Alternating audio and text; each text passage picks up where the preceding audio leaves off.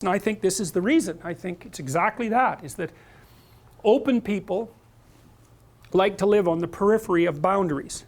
And they like to break boundaries between things because interesting things happen when you think a different way, when you think outside of the box, so to speak. That's what open people do. They always think outside of the box, no matter what box you put them in.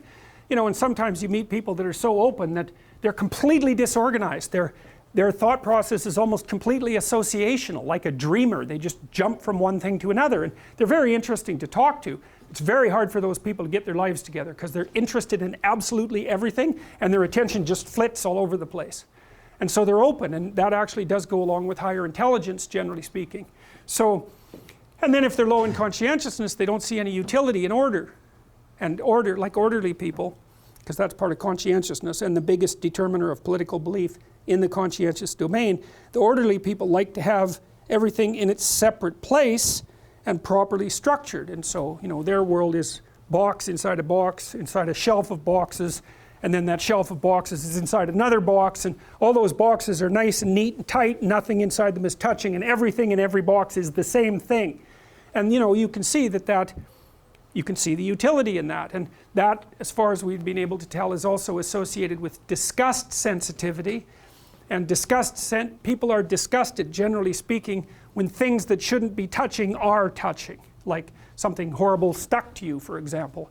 That produces a very visceral sense of disgust, and it's a boundary violation, because that's what disgust is. It indexes a boundary violation, and how separate people should be from one another as individuals or in groups is an entirely debatable issue, because there's huge advantages when people mingle and mix, and there's huge dangers when people mingle and mix. And so at some point you say, well, the dangers are overwhelming the positives, and at another point you say, well, the positives are overwhelming the dangers, and you have a continual argument about that with yourself, but more importantly with people who have different temperament than you.